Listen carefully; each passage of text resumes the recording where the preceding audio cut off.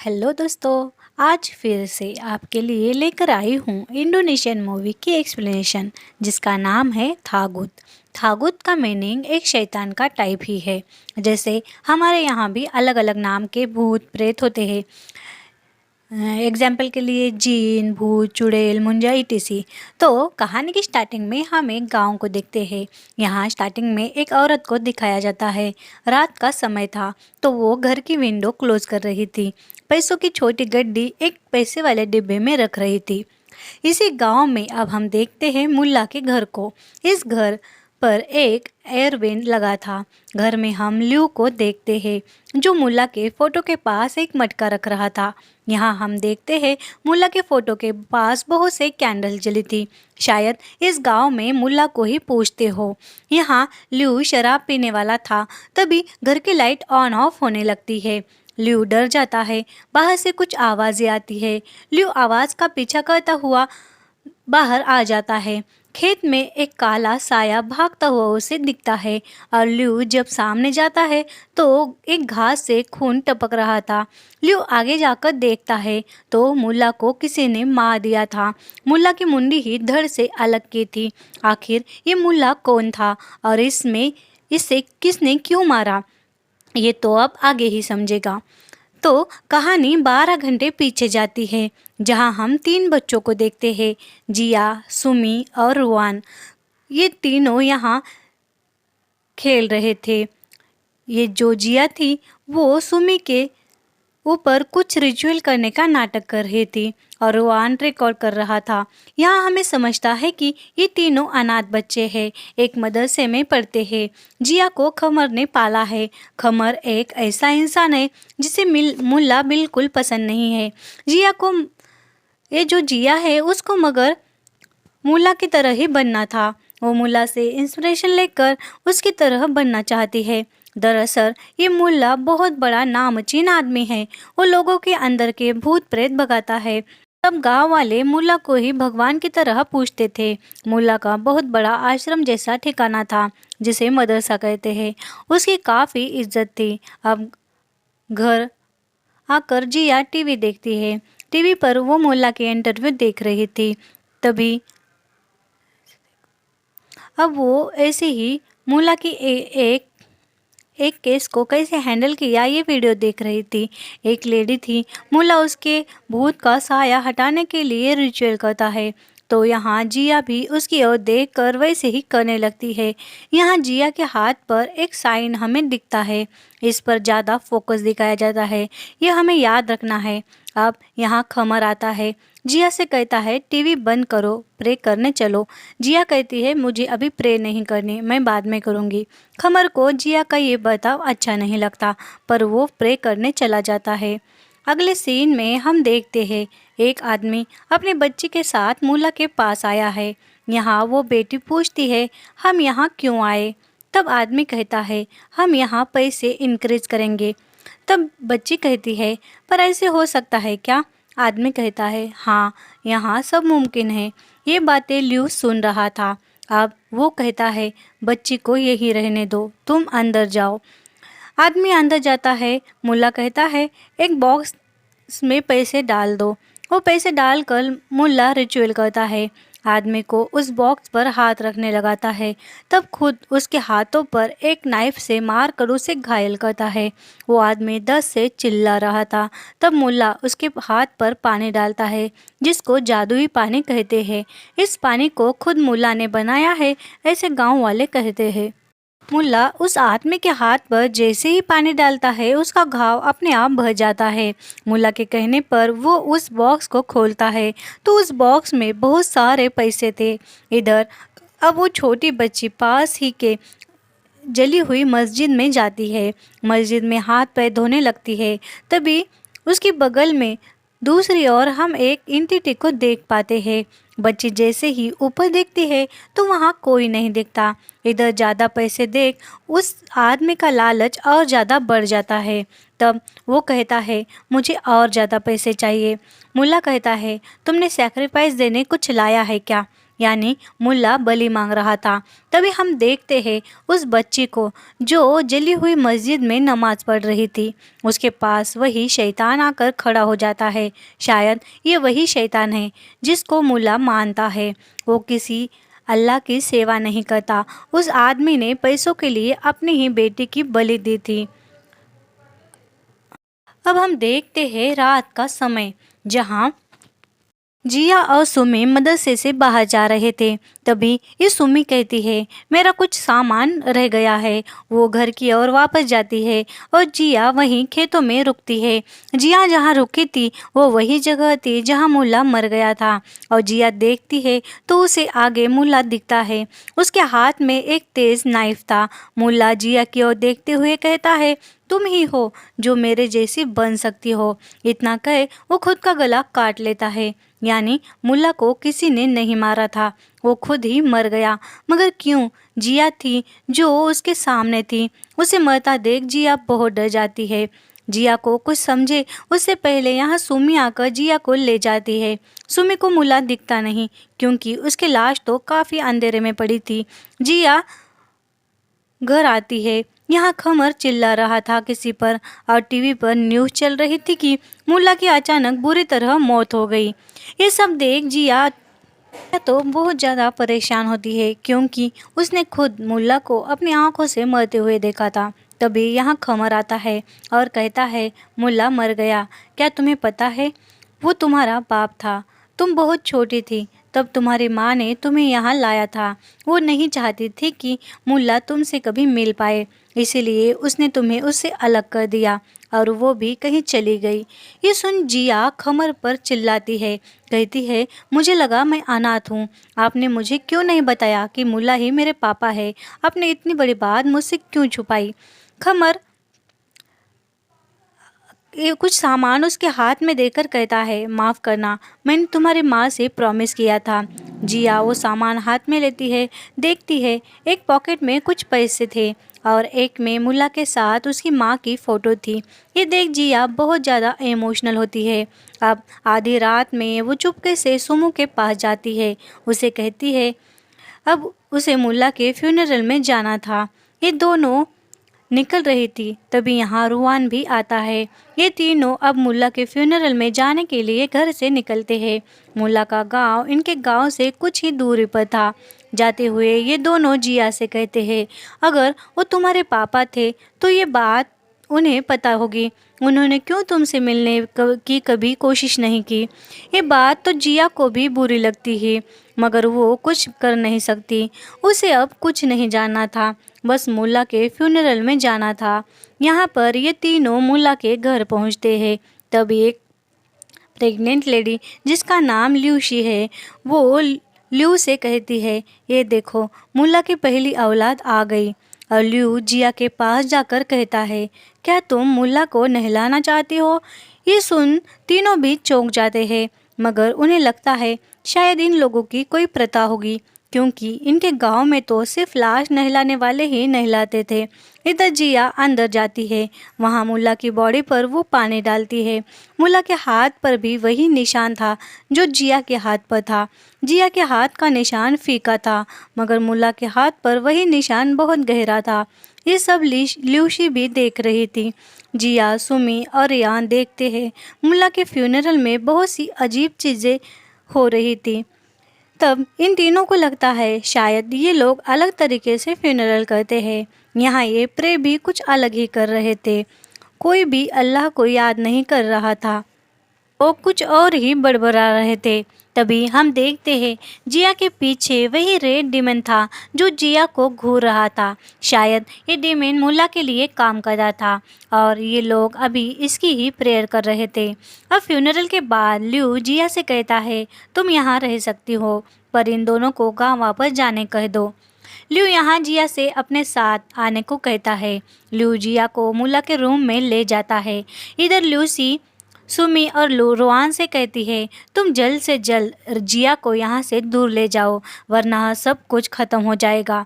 ये बात रोआन को कुछ समझती नहीं पर यहाँ हम ल्यूसी की आंखों में डर साफ देख रहे थे। यहाँ ल्यूसी मुल्ला की तीसरी पत्नी है, ये भी हमें समझता है। ल्यूसी जिया को बचाना चाहती थी लियो जिया को अकेले कमरे में छोड़कर कुछ लाने जाता है। तब जिया देखती है उसे पर्दे के पीछे कोई दिखता है। वो डर जाती है। जब वो पास जाती है तो वहाँ कोई नहीं होता। कुछ आवाज़ आती है, ऐसा लगता है कोई उसे आवाज़ दे रहा हो। मैं दूंगा, मगर रात में 3 बजे सिखाऊंगा, वो भी एक सीक्रेट प्लेस पर। सिर्फ तुम अकेली वहाँ आना। इसके बारे में अपने दोस्तों को कुछ मत कहना। अब ये जिया, उसे तो पहले से इसमें बहुत इंटरेस्ट था। वो मुल्ला की फैन थी। दूसरी ओर हम देखते हैं रुआन को। शाम की नमाज पढ़ने वो उसी मस्जिद में जाता है और स्पीकर चालू करने लगता है। तभी यहाँ लियो आकर उसे मना करता है। कहता है यहाँ स्पीकर में अजान नहीं होती, तुम्हें खुद को ही प्रे करनी होगी। रुआन को ये बात अजीब लगती है। यहाँ रुआन नमाज पढ़ने लगता है तो उसे मुल्ला की आवाज़ आ रही थी जो उसके पीछे पीछे प्रे कर रही थी। इससे रुआन डर जाता है, मगर वो नमाज पढ़ना बंद नहीं करता। जब वो ज़मीन पर माथा टेकता है तो उसे साइड में मुल्ला का कड़ा सर दिखता है, और जब वो दोबारा देखता है तो वहाँ कोई नहीं होता। इस इंसिडेंट से वो बहुत ज़्यादा डर जाता है। यहाँ वो डर के मारे प्रे ख़त्म कर कर उठता है। जब वो नमाज पढ़कर उठा तो देखता है वो मस्जिद की ओर पीट कर था, जबकि यहाँ तो वो मस्जिद की ओर सर रख कर नमाज पढ़ने बैठा था। रुआन बहुत ज़्यादा डरता है। उसके तो होश ही उड़ गए थे। अब रात में वो ये बात सुमी से कहता है। सुमी भी ये सब सुनकर हैरान थी।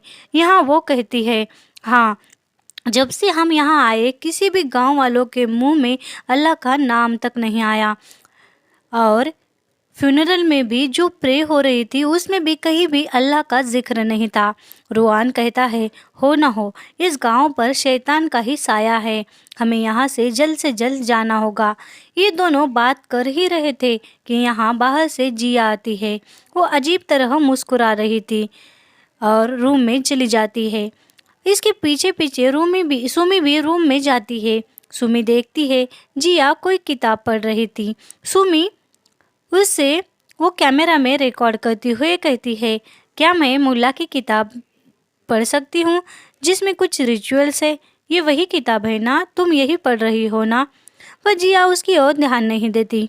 फिर सुमी कैमरा वहीं सेट कर कर चालू करती है और नेल कटर से नाखून काटते हुए कटर उसके हाथ पर लग जाता है और खून निकलना चालू होता है।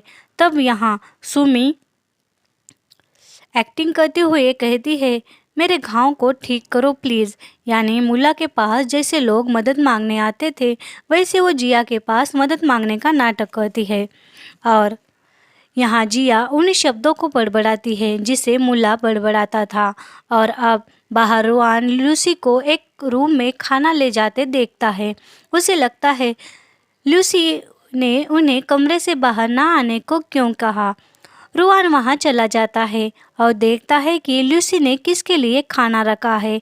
तभी यहाँ पीछे से जिया आती है और रुआन को कहती है, यहाँ क्या कर रहे हो, सुमी कहाँ है? रुआन कहता है, सुमी तो तुम्हारे पीछे रूम में चली गई। यहाँ रुआन और जिया जब रूम में जाते हैं तो सुमी के सामने बैठी जिया अचानक गायब हो जाती है। ये देख सुमी हैरान हो गई थी। यहाँ सुमी कैमरा में रिकॉर्डिंग देखती है तो उसे वो सिर्फ अकेली ही वहाँ थी ऐसा दिखता है। ये देख तीनों भी शौक होते हैं। इन्हें कुछ समझ नहीं आता। यहाँ वो दोनों कहते हैं, हमें यहाँ से जाना होगा, यहाँ कुछ भी ठीक नहीं। तब जिया कहती है, नहीं, मुझे मेरे पापा यानी मुल्ला की जगह लेनी है, तुम लोग जाओ, ऐसा वो कह देती है। मुल्ला के घर में ही हम देखते हैं एक छोटे बच्चे को जो एक पैर से हैंडीकैप था। वो शायद लूसी का ही बेटा था। ये बच्चा जिसका नाम रहीम है वो अलग अलग डीमन पर रिसर्च कर रहा था। वो कहता है, लूसी, जिया यहाँ क्यों आई? अब ये लियो क्या करने वाला है? लूसी उसे कुछ जवाब नहीं देती। यहाँ हमने लूसी को जब से देखा वो बस डरी हुई है हमें दिखी है। आखिर ये किससे डर रही थी पता नहीं।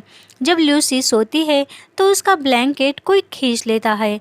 जब वो देखती है तो नीचे कोई ब्लैंकेट ओढ़ कर बैठा था, जिससे वो बहुत ज़्यादा डर जाती है। मगर जाकर देखती है तो वहाँ रहीम था। वो उसे कहती है, तुम यहाँ क्या कर रहे हो? तब रहीम कहता है, मुल्ला की आत्मा यहाँ घर में घूम रही है वो बाहर देखती है तो यहाँ रहीम की जगह वही लाल डीमन दिखता है जो लूसी पर हमला करता है। लूसी जोर से चिल्लाती है, पर ये उसका एक बुरा सपना था। इधर ल्यू जिया को उसी सीक्रेट प्लेस पर लाता है जहाँ मुल्ला भी रिचुअल करता था। यहाँ वो जिया से कहता है, तुम पहले तो खुद की जिम्मेदारी समझो और मुझ पर भरोसा करो। यहाँ जिया भी काफ़ी एक्साइटेड थी। ल्यू उसके पास आता है और मुल्ला की नाइफ से जिया के हाथों और पैरों पर कट मारता है। दर्द से जब जिया चिल्लाती है तो वो कुछ बड़बड़ाता है जो मुल्ला भी बड़बड़ाता था। यहाँ दर्द में ही जिया को एक विजन आता है।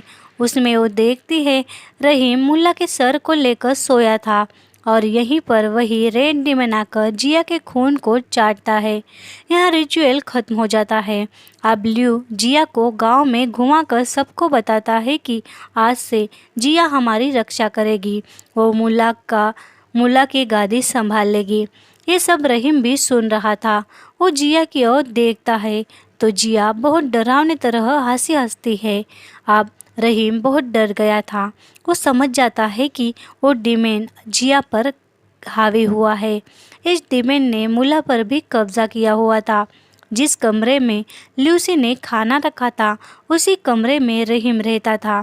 रहीम यहाँ रुआन के पास आकर कहता है, यहाँ सब कुछ बहुत गलत चल रहा है। तुम लोग यहाँ क्यों आए हो? तुम्हें यहाँ से जाना होगा। यहाँ क्या चल रहा है तुम्हें पता है क्या? अगर नहीं पता तो तुम माइक में अजान पढ़ो। अब नमाज के टाइम रुआन वैसे ही करता है। वो जाकर स्पीकर चालू करता है और अजान देता है। तो हम देखते हैं गांव के सब लोग अजान सुनकर तड़प रहे थे। यानी इस सारे गांव पर ही शैतान का कब्जा था। हम जिया को देखते हैं, उसे भी अजान की आवाज़ से तकलीफ़ हो रही थी और दर्द से वो तड़प रही थी। मिरर में हम देखते हैं उसी के रिफ्लेक्शन को जो उसे घूर रहा था। शायद ये डीमन ही था। सुमी आकर जिया को संभालने लगती है। इधर हम रुआन को देखते हैं जो माइक में अजान दे रहा था तो उसके गले पर निशान उमट रहे थे। ऐसा लग रहा था मानो कोई उसका गला दबा रहा हो और अजान बंद करना चाह रहा हो। अब यहाँ जिया नॉर्मल होती है। सुमो और जिया रुआन की ओर आते हैं। ये लोग अब जान गए थे कि यहाँ बहुत गड़बड़ है। अब जिया और रुआन दोनों नमाज पढ़ने का सोचते हैं। दोनों नमाज पढ़ने लगते हैं। सुमो को पीरियड्स थे तो वो नमाज नहीं पढ़ सकती। वो वहीं बैठ उन दोनों को देख रही थी और यहाँ रहीम भी इन्हें ही चुपके से देख रहा था। तभी सुमो अचानक चिल्लाने लगती है क्योंकि यहाँ जिया फिर से डीमन के कब्जे में जा चुकी थी। वो दीवार पर चल रही थी। जब उसकी नज़र रहीम पर जाती है तो उसे मारने लगती है। शायद यहाँ डीमन जान गया था कि रहीम ने ही रुआन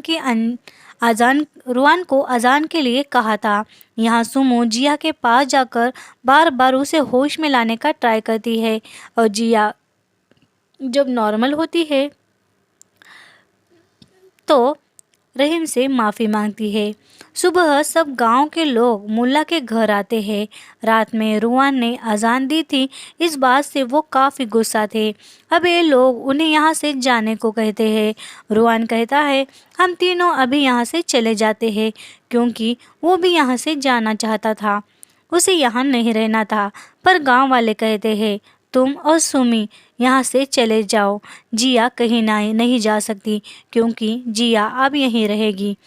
वो अब मुल्ला की वारस है। यहाँ अब जिया को कुछ पता ही नहीं था कि उसने रहीम को हर्ट किया था। जब उसे पता चलता है तो वो रहीम से माफ़ी मांगती है।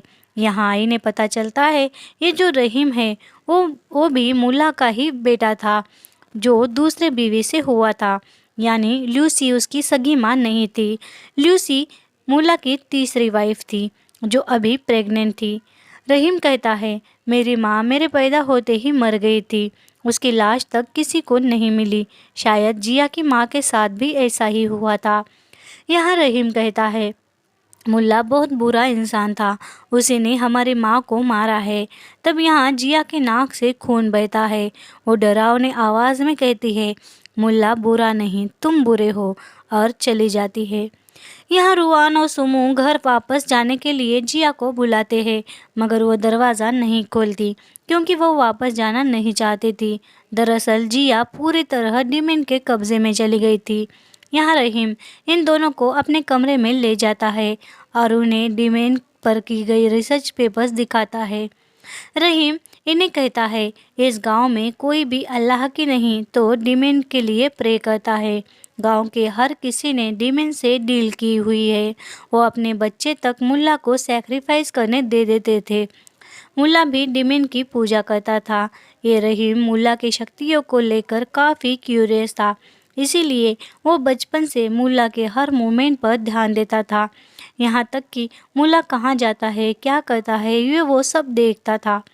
उसे मुल्ला की हर बात पता चल गई थी, इसीलिए वो उससे नफरत करता था। यहाँ रहीम इन दोनों को एक किताब के पास ले जाता है। उस किताब में एक तहखाने की चाबी थी। इसी तहखाने में बहुत से राज थे। रहीम की बातों से रुआन भी अब बहुत सीरियस होता है। उसे भी सब जानना था।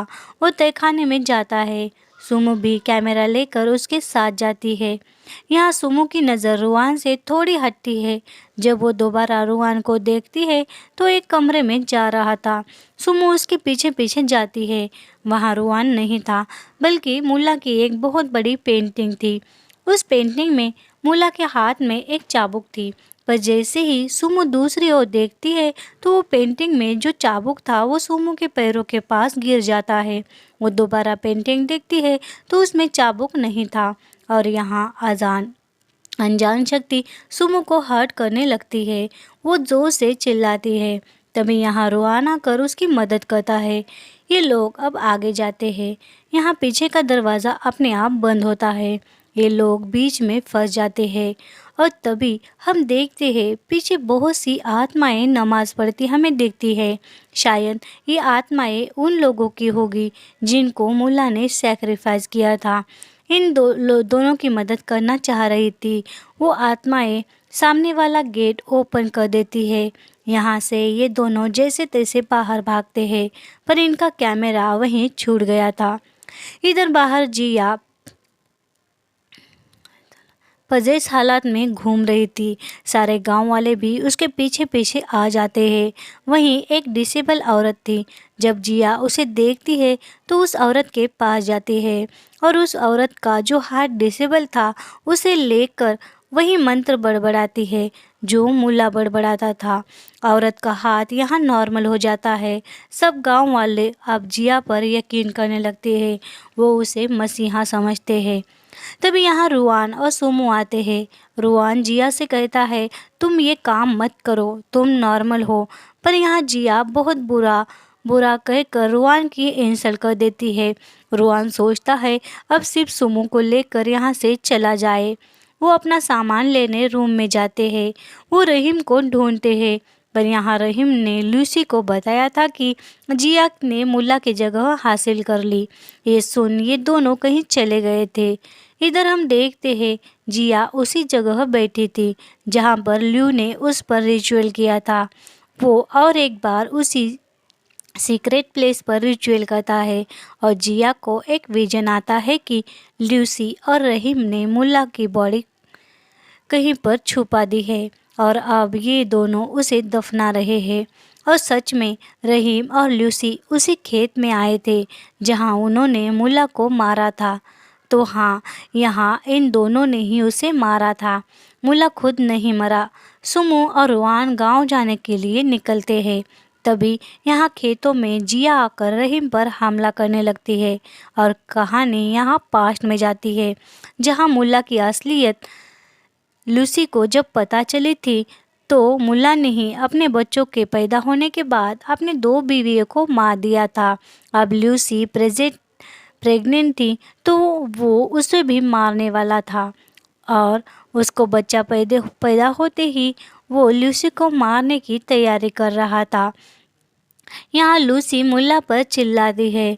तब वो उसे मारने के लिए आगे बढ़ता है और यहीं पर वो लूसी की जान लेने वाला था। पर ये सब जब रहीम देखता है तो वो ही आकर नाइफ से उसका गला काट देता है। यहाँ मुल्ला मर गया था, मगर उसकी आत्मा थी जो जिया के सामने जाकर नाइफ से गला काट लेती है। यहाँ मुल्ला ने ही कहा था, क्योंकि जिया मुल्ला का खून थी और डिमेन इनके खून से वफादार था। शायद इसीलिए रिचुअल में वो डिमेन ने जिया का खून टेस्ट किया था। आप प्रेजेंट में हम देखते हैं रहीम खेतों में भाग रहा था और डिमेन उसे खींचता हुआ खेत में ले जाता है। यहाँ पर जिया भी आती है। वो रहीम को कहती है सर के बदले सर, और उसे मारने ही वाली होती है कि लूसी रहीम को बचाती है। लूसी को मारने के लिए जिया उसे पकड़ती है और रहीम भाग जाता है। रहीम को रास्ते में रुआन और सुमो मिलते हैं। वो अभी खेत में जो हुआ वो उनसे कहता है, मगर उन्हें खेत में कोई नहीं मिलता। ये तीनों दोबारा घर वापस जाते हैं। मुल्ला के घर में रहीम डिमेन को मारने वाली किताब रुआन को देता है। यहाँ उस डिमेन को खत्म करने के लिए जिया को मारना होगा, ऐसा ही ऑप्शन था, पर रुआन जिया को मारने से मना करता है और कुछ दूसरा ऑप्शन ढूंढता है। यहाँ पर ये तीनों ऑप्शन ढूंढ रहे थे, तभी बाहर पजेश जिया लूसी को घसीटते हुए लाती है।